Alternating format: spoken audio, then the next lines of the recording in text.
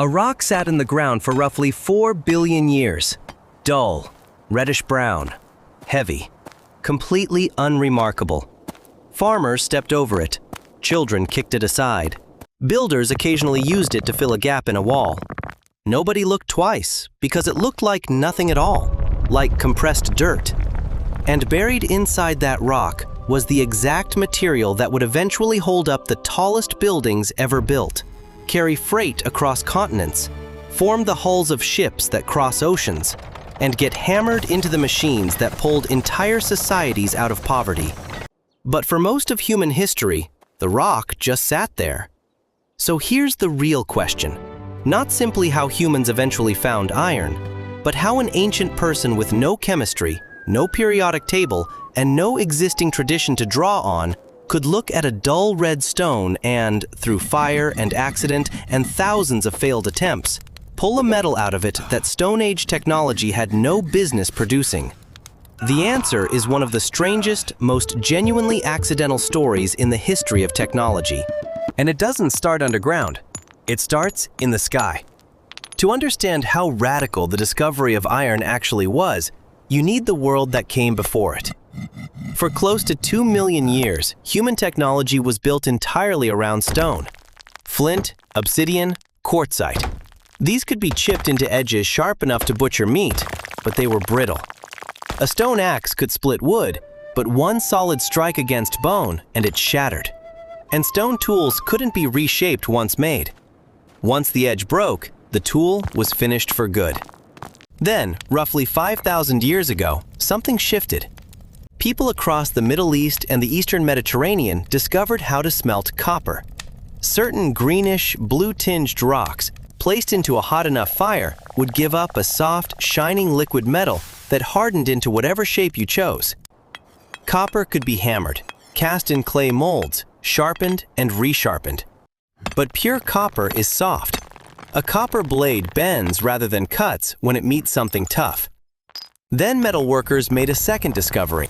Mix copper with tin in roughly a 9-to-1 ratio, and you get something considerably harder than either metal alone. You get bronze. Bronze dominated civilization for close to 2,000 years. Bronze swords, shields, plows, chisels. The entire Bronze Age, the first cities, the first writing, the first empires, all ran on an alloy that required 2 separate ingredients. And that was the problem. Copper was reasonably abundant. Tin was not. Tin deposits sit scattered in a handful of specific locations, parts of what's now England, pockets of Central Europe, stretches of Central Asia.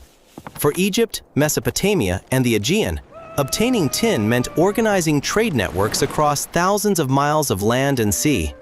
Ships carried tin from Cornwall down through the Mediterranean. Caravans hauled it from mines in what's now Afghanistan toward the Near East.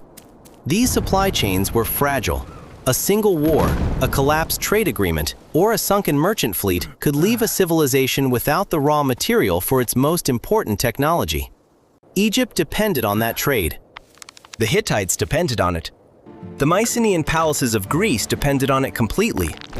The element that would eventually solve this problem was sitting in the soil beneath every one of their feet the whole time. Iron is the 4th most abundant element in Earth's crust, making up more than 5% of everything beneath the ground we walk on. Mountains contain it. River sediment carries it. The reddish color of clay soil across huge stretches of the world comes directly from iron oxide, essentially rust mixed permanently into the earth. There's almost nowhere on the planet's surface where iron ore doesn't exist within reasonable distance. And yet people who had already mastered bronze, built pyramids, and developed writing could not do one useful thing with iron. The reason is deceptively simple. Iron almost never naturally appears as a metal. Unlike gold, which shows up as shining nuggets in riverbeds, or copper, which sometimes appears as raw metallic chunks in rock, iron is almost never found in pure metallic form on the surface. The reason is chemistry. Iron has an extremely strong attraction to oxygen. Given exposure to air and water across geological timescales, metallic iron reliably converts into iron oxide, what we recognize as rust. Essentially, every trace of naturally occurring metallic iron that ever existed on Earth's surface has long since become dull, reddish stone. What ancient people saw when they looked at iron ore wasn't a hidden metal. They saw rock, because as far as their entire lived experience could tell them, that's exactly what it was. There was exactly one exception, and it came from space. Nickel-iron meteorites are fragments of the metallic cores of asteroids that broke apart during the early solar system. When fragments survive the fall through the atmosphere and land intact, they bring something that doesn't naturally occur here: native metallic iron, already pure and usable, alloyed with a small percentage of nickel. These are extraordinary objects to stumble across. Far denser than ordinary stone, magnetic. Struck with a hammer, they don't chip or shatter, they dent. They show a distinct metallic gleam when cut. Ancient people who found these recognized almost immediately they were dealing with something unlike anything else on Earth. And they were right. In ancient Egypt, iron was given a hieroglyphic name that translates directly to metal from heaven, or stone of heaven. That wasn't poetic flourish. Egyptian scribes were describing, with total accuracy, the only iron they had ever encountered. And it genuinely had fallen from the sky. Sumerian text used a term combining the signs for sky and for something external, something from beyond. Hittite ritual documents described it plainly as the black iron of the sky. Across cultures separated by thousands of miles with no contact between them, the same understanding emerged independently. This material was celestial, and it was treated accordingly. The earliest iron objects in the archaeological record predate the formal Iron Age by more than 1,500 years. They weren't made from ore pulled from the ground. They were hammered directly from meteorite fragments. In pre-dynastic Egypt, from cemetery burials dating to roughly 3,200 years before the Common Era, archaeologists recovered 9 small tube-shaped beads. Modern chemical testing found unusually high concentrations of nickel, unmistakable proof of meteoric origin. Those beads were hammered from a single piece of iron that fell out of the sky. In the tomb of Tutankhamun, buried around 1,300 years before the Common Era, archaeologists found a dagger with an iron blade. For decades, real debate surrounded the object. X-ray fluorescence analysis eventually settled it. The blade contained nearly 11% nickel plus trace cobalt, a composition matching a known meteorite recovered near the Egyptian coast. The king of Egypt was buried holding a blade forged from a rock that had fallen out of the sky. During the Bronze Age, this kind of iron was rarer than gold.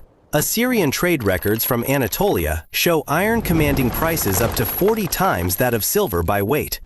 Iron rings appear in palace inventories beside fine jewelry, given as diplomatic gifts between kings, symbols of extraordinary status in an age when bronze was already the metal of power. This should change how you think about iron's discovery. Before anyone figured out how to extract iron from the ground, iron itself was already known, touched, shaped, treasured. But it was sky metal. Ordinary iron, the kind that would eventually remake the world, required a kind of fire that didn't exist yet anywhere on Earth. Here's the specific thermodynamic fact that delayed the true Iron Age by thousands of years. Copper melts at roughly 1085 degrees Celsius. Bronze melts around 950, lower than pure copper, because alloying with tin reduces the melting point. Bronze Age kilns, built to fire ceramics at high heat, routinely reached between 1000 and 1150 degrees, more than enough to liquefy copper and bronze for casting. Pure iron melts at 1538 degrees. That gap, roughly 400 degrees between what Bronze Age furnaces could achieve and what melting iron actually required, isn't a minor engineering hurdle. It's an entirely different category of problem. The same furnaces that smelted copper beautifully, no matter how skillfully operated, were physically incapable of liquefying iron ore. There's real archaeological evidence early metalworkers tried this directly, placing iron-rich rocks into copper furnaces and waiting for liquid metal to collect. Nothing happened. The iron just sat there, glowing red-hot, stubbornly solid.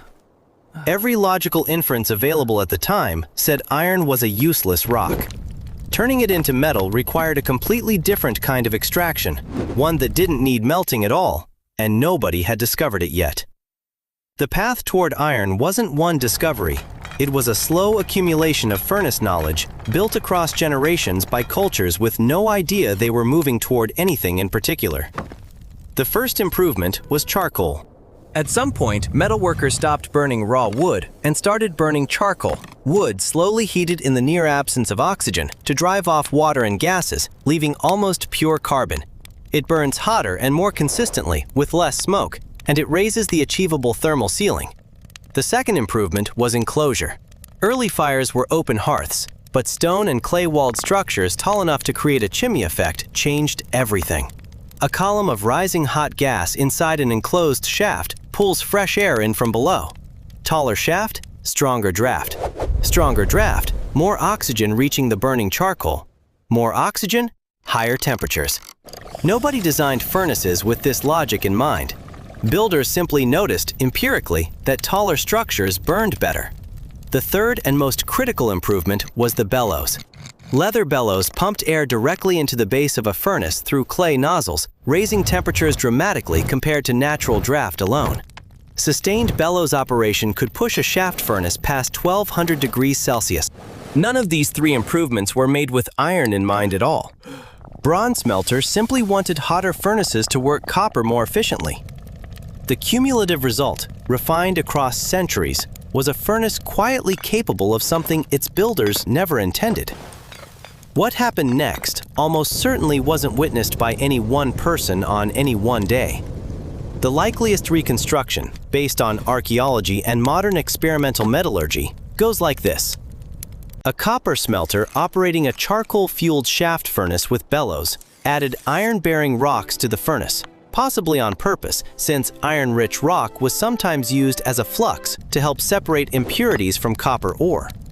Or the furnace walls themselves may simply have been lined with iron-rich clay and stone. Either way, iron ore ended up inside a furnace burning somewhere between 1000 and 1200 degrees. At those temperatures, iron ore doesn't melt. But something else happens. Burning charcoal in a partially enclosed environment doesn't combust completely. With limited oxygen, it produces carbon monoxide gas rather than carbon dioxide.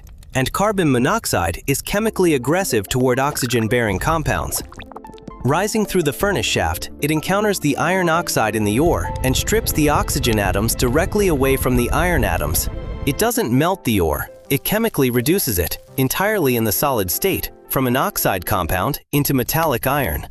The reaction requires no melting at all, only that carbon monoxide and iron oxide meet at a sufficiently high temperature.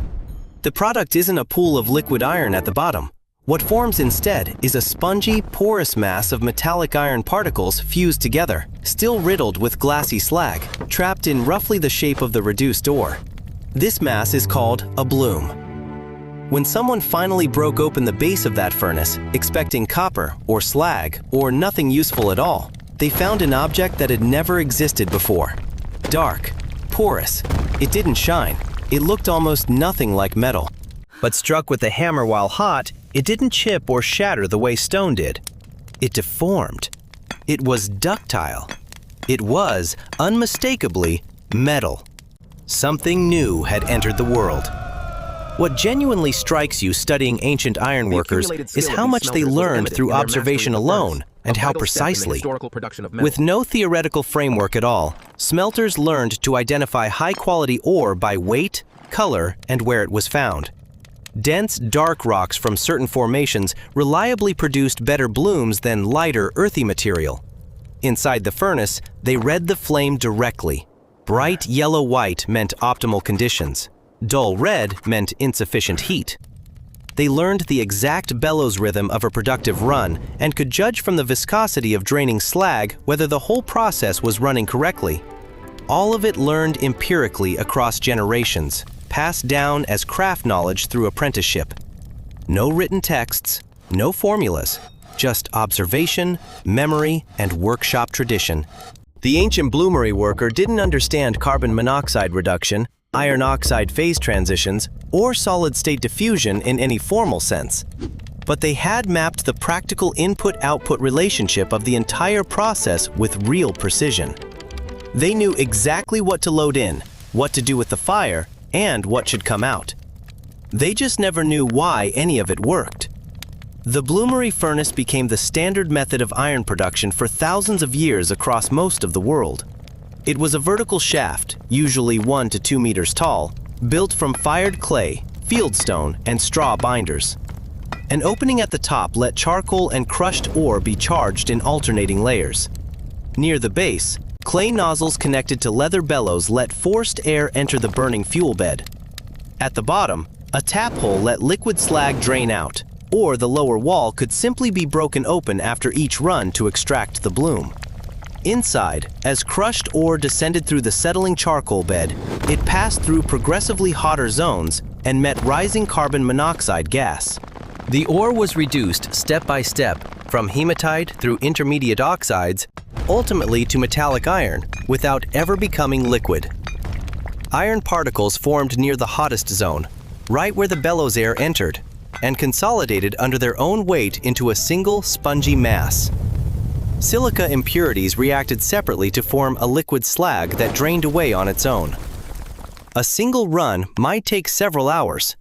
The finished bloom weighed anywhere from a few kilograms to several tens of kilograms, depending on furnace size and ore quality. And when it came out, the real work had only started. A raw bloom isn't usable metal. It's iron shot through with trapped slag, porous as a sponge, soft, structurally incoherent. Left as is, it would crack apart. Turning it into something useful was the blacksmith's job, and it was brutal labor. While still near white heat, above 1,000 degrees Celsius, the bloom went straight onto a stone anvil and was beaten with heavy hammers. Each blow squeezed slag out through the surface as the metal compressed, collapsed internal voids, and brought individual iron particles into direct contact. At those temperatures, touching particles fused at essentially the atomic level, a process called solid-state diffusion welding, with no melting involved anywhere. Repeated hammering broke up the coarse, original crystal structure, refining it into a stronger, more organized grain.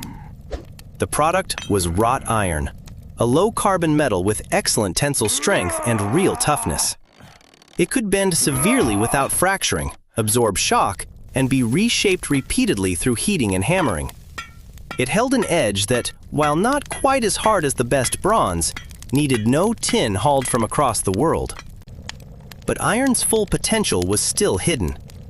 The next discovery, the one that made iron definitively superior to bronze, came from another accident buried inside the ordinary daily practice of the forge. Raw iron has one real problem. It's tough, but soft. A wrought iron edge under heavy use, cutting bone, chopping hardwood, meeting another blade in combat, deforms and dulls fairly fast. Well-hardened bronze holds an edge noticeably better. The element that bridges this gap is carbon, and ancient blacksmiths had no idea it existed. What they did know, through accumulated experience, was that iron left in contact with burning charcoal for extended periods behaved differently. It grew harder, stiffer. A blade heated and reheated for hours in a hot charcoal hearth came out different than one processed quickly. The actual reason, unknown for thousands of years, is this. Heated above roughly 900 degrees Celsius, iron undergoes a change in its internal crystal structure. In that state, called austenite, the iron lattice develops gaps between atoms exactly the right size for carbon atoms. Surrounded by burning charcoal, carbon migrates from the charcoal surface into the metal, filling those gaps. The iron absorbs carbon, and a small amount, less than 1% by weight, changes iron's mechanical properties dramatically. With enough carbon, iron becomes steel. Steel can then be hardened by heating it to the right temperature and cooling it rapidly. Plunged into cold water, the carbon-enriched iron locks into a crystal structure called martensite, extraordinarily hard. Hard enough to cut and scratch bronze with ease. The blacksmiths who first produced it hadn't planned to. They noticed blades from certain sections of a bloom, or treated in particular ways, came out harder than others. They developed their own practices around it: longer heating times, specific quenching routines, particular fuel contact, refined purely through trial and error. They called it different names in different languages. They knew exactly how to make it. They simply never knew that the reason was a chemical element called carbon diffusing into iron's atomic lattice. For several centuries after ironworking developed in Anatolia and the Levant, roughly between 1500 and 1200 years before the Common Era, it stayed a secondary technology.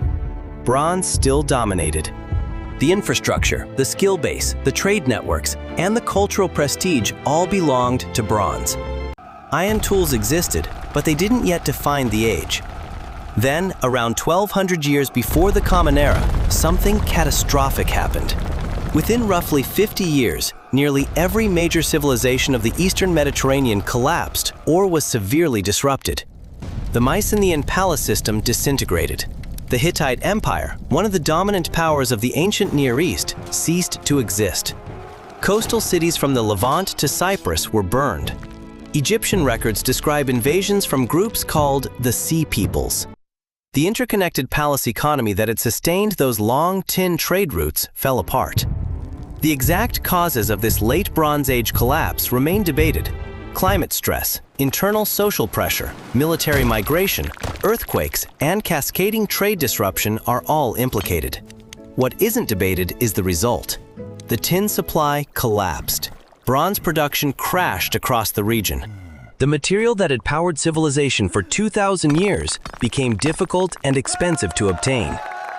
Metalworkers facing a bronze shortage looked at what was locally available instead. Iron ore was everywhere. Bloomery furnaces, already understood, could produce usable metal from local rock with nothing imported. The transition to iron, which might have taken several more centuries under stable conditions, was suddenly accelerated by necessity. A civilization with a real choice between bronze and iron would usually have picked bronze. Civilizations facing a tin crisis chose survival instead.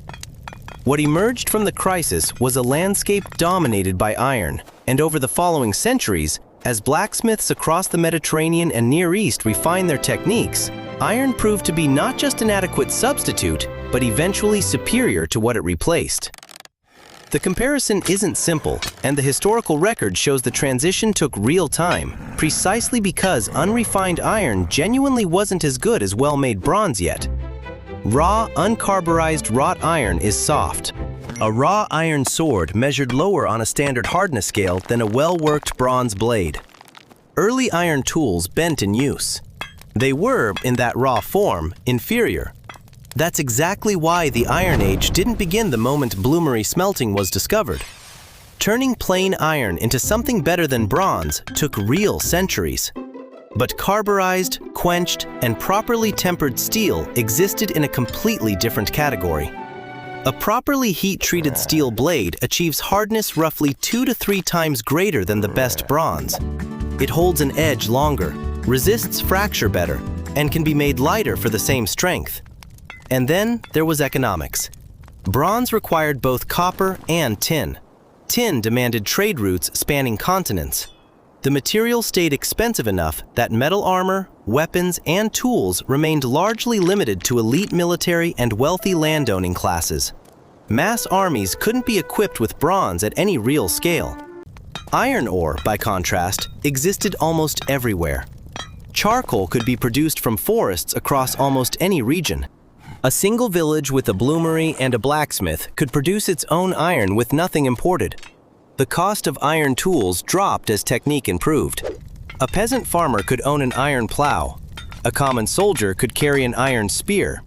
Metalworking knowledge that had stayed concentrated in palace workshops spread outward across ordinary communities.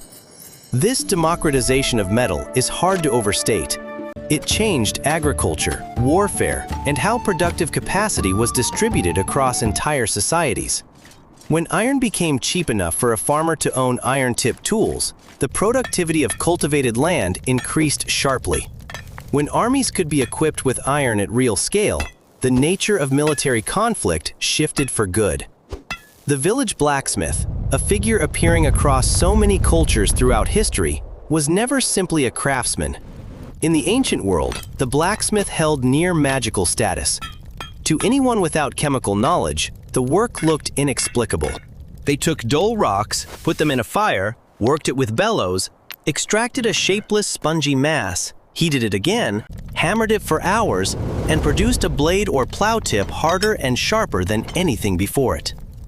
Nothing visible in the rocks ever prepared you for the metal that came out. The whole process stayed hidden inside a fire. Across world cultures, independently, ironworking became associated with divine power. In Greek and Roman tradition, Hephaestus and Vulcan, the divine blacksmiths who forged weapons for the gods, were figures of both awe and unease, powerful enough that they had to be depicted as lame or isolated. In West African Yoruba tradition, Ogun is the deity of iron, warfare, and metalworking, patron of blacksmiths and hunters. Celtic mythology gave the smith god Goidnu the power to forge weapons that never missed their mark. In Norse tradition, the dwarf smiths who forged the weapons of the gods were the most technically skilled beings in existence. These parallels aren't coincidence. They reflect a consistent human response to the same phenomenon everywhere it appeared. Someone who could reliably turn rock into metal possessed knowledge that felt, to everyone around them, beyond normal comprehension. The blacksmith's workshop was the closest thing to real alchemy the ancient world ever delivered on. Iron technology didn't spread outward from one single point of origin. Multiple civilizations, largely independently, developed distinct ironworking traditions. In China, metallurgists took a path that diverged sharply from the Near Eastern bloomery tradition. By roughly the 6th century before the Common Era, Chinese furnace technology could reach temperatures high enough to fully melt iron, producing true liquid iron. Fully melted iron absorbs far more carbon than wrought iron does, producing cast iron, containing 2 to 4% carbon. Cast iron melts at a lower temperature, roughly 1150 degrees, and can be poured into molds for complex shapes. It's brittle but extremely hard, ideal for many agricultural uses. By roughly 31 years into the Common Era, a Chinese official named Du Shi was using water power to drive the bellows of blast furnaces, mechanizing iron production a full 12 centuries before Western Europe managed the same thing. In India, metallurgists developed Wootz steel. By sealing wrought iron with organic carbon sources inside clay crucibles and heating them at high temperature for extended periods, Indian smiths produced high-carbon steel ingots that, forged with real care, developed distinctive patterns of microscopic carbide banding. Blades made from this material, traded across the Indian Ocean and eventually into Europe as Damascus steel, were famous for combining extraordinary hardness with real flexibility. The technique stayed so closely guarded that European metallurgists couldn't reproduce it until the 19th century. In sub-Saharan Africa, particularly the Great Lakes region and West Africa, independent bloomery traditions developed well before the Common Era. African smelters in some regions engineered tall natural draft furnaces that preheated incoming air before it reached the charcoal bed, achieving high efficiency without mechanical bellows at all, a thermodynamic principle European engineering wouldn't formally articulate until much later. Iron was never one story. It was many stories, arriving at related conclusions through completely different routes. The broad adoption of iron tools fundamentally changed what was possible in agriculture. The heavy iron moldboard plow was a genuine leap over wooden plows tipped with bronze or stone. Wooden scratch plows managed light Mediterranean soil, but the dense clay soils of Northern Europe and much of Asia resisted them.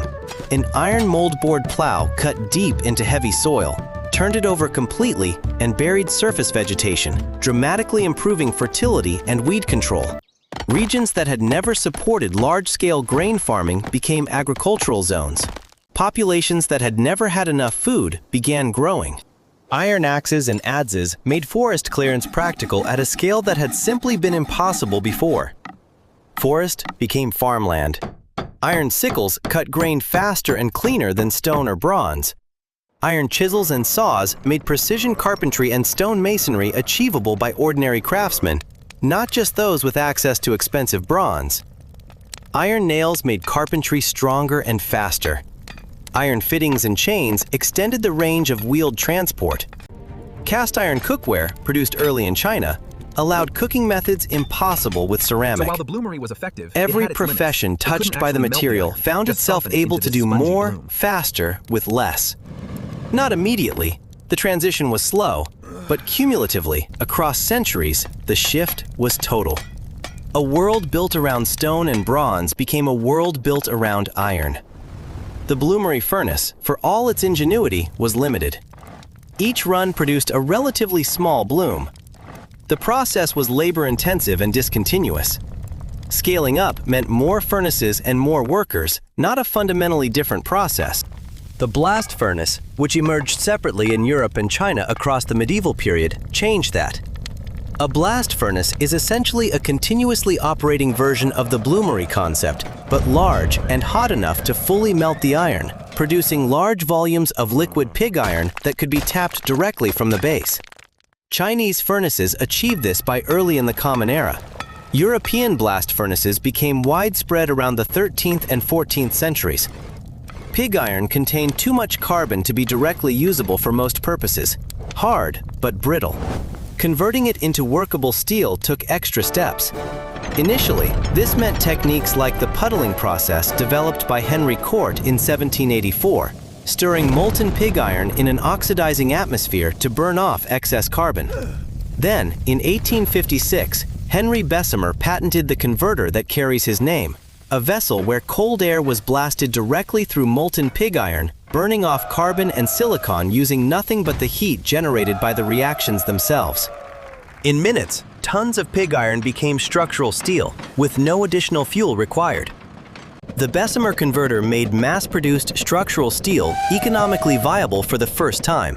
The skyscrapers that defined modern cities, the railways that connected continents, the ships that made global trade a daily reality, all of it became possible because Bessemer made large-scale steel cheap. The Industrial Revolution was, in one real sense, the moment when the chemical process ancient bloomery operators had stumbled onto by accident finally scaled up to reshape the physical world. That converter was still, at its core, running the same reaction: carbon monoxide reducing iron oxide in a hot, enclosed furnace. Same accident, same chemistry, just billions of tons larger. One of the stranger disciplines in modern archaeology is experimental metallurgy. Researchers building replica bloomery furnaces from ancient materials and techniques, specifically to understand what ancient smelters were actually doing. These reconstructions aren't guesswork. They're built from measurements of surviving furnaces, analysis of slag that reveals temperatures reached and the chemistry of ore and fuel, and comparison with communities that kept practicing bloomery smelting into the 20th century. When archaeometallurgists run these replicas, filling them with charcoal and local ore, operating hand bellows for hours, then breaking open the base to recover the bloom, they consistently produce metallic iron using only ancient materials and methods. It works exactly as it must have worked thousands of years ago. Absolutely could do that this. matters because it answers a question that once seemed difficult. Tasks. Could ancient people, without any theoretical understanding, have actually developed this on their own? The answer is unambiguously yes. The bloomery process doesn't require an understanding of chemistry. It requires observation, experimentation, and the accumulated practical knowledge that comes from generations of people doing something repeatedly and paying attention to what happens.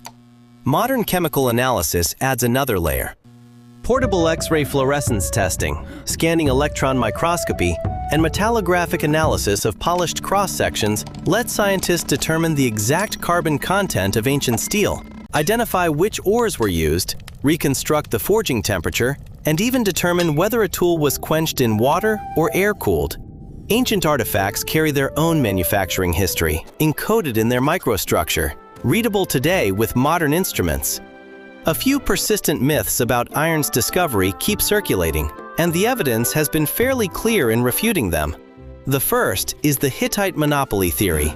For much of the 20th century, historians suggested the Hittite Empire discovered and closely guarded iron smelting, releasing it only when the empire collapsed around 1200 years before the Common Era. This was based on a handful of cuneiform texts. The broader archaeological evidence doesn't support it. Iron smelting sites and artifacts appear at comparable dates across Anatolia, the Levant, Mesopotamia, and the Caucasus, with no evidence of a centralized monopoly. The Hittites used iron. They didn't own the technology. The myth mostly reflected how early 20th century historians expected technology to spread from a single source rather than how it actually tends to develop, in parallel, across multiple sites, as similar conditions produce similar solutions. The second myth is the single brilliant inventor. No one person discovered iron. No culture holds the foundational patent. It emerged from thousands of small improvements observed by people who had no idea their observations would accumulate into a revolution, passed to apprentices who refined them slightly, spread by migration and trade to groups who adapted them locally. The history of iron is the history of uncredited incremental progress. The third myth is that iron immediately replaced bronze because it was instantly superior. It wasn't, at least not in unrefined form. Raw iron was softer than good bronze. Iron's real superiority only appeared once carburization, quenching, and tempering had all been developed together, a process that took centuries. The transition to iron wasn't a revolution that happened in a generation. It was a shift that unfolded over hundreds of years at different rates in different places as the full toolkit of iron metallurgy matured. Stand in a modern city and look up. The frame of the building above you is steel. The beams holding the floor beneath your feet are steel.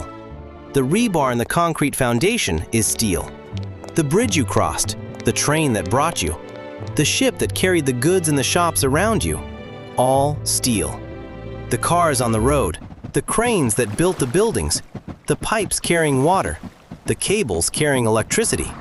Steel and iron in every direction. Every gram of it was once dull reddish rock pulled from the ground. Every gram passed through a furnace where carbon monoxide stripped oxygen from iron oxide and left metallic iron behind. The chemistry running inside a blast furnace in Pittsburgh, Wuhan, or Duisburg today is the same chemistry that ran inside a clay bloomery on an Anatolian hillside 3,000 years ago. The scale is different by a factor of millions. The underlying reaction is exactly the same. What started as an accidental encounter between iron-bearing rock and a charcoal fire inside some anonymous copper smelter's furnace, observed by someone who had no idea what they were looking at, became the material foundation of the modern world. This isn't metaphor. The connection is direct. Every generation of metal workers, from those first bloomery operators to Henry Bessemer, to the engineers designing today's electric arc furnaces for steel recycling, has worked with the same material, the same chemical principle, and the same fundamental problem, controlling exactly how much carbon enters iron and what happens when it cools. The ancient person who first pulled a bloom out of a hearth and found that hammering it made metal wasn't standing at the beginning of some separate story. They were standing, without knowing it at all, at the beginning of this one. So, next time you walk past a steel skyscraper, or cross a bridge, or step onto a train, you're standing on top of an accident that started with an unremarkable red rock, a charcoal fire that was never meant to make metal at all, and generations of people who had no idea why any of it worked, but kept doing it anyway because it clearly, reliably did. So, does knowing all this change how you look at the steel around you every day? Tell me honestly in the comments. If stories like this genuinely fascinate you, hit like. It helps the channel more than you'd probably think. And subscribe if you want more of how deep, strange, and genuinely accidental the material foundations of your modern world actually are.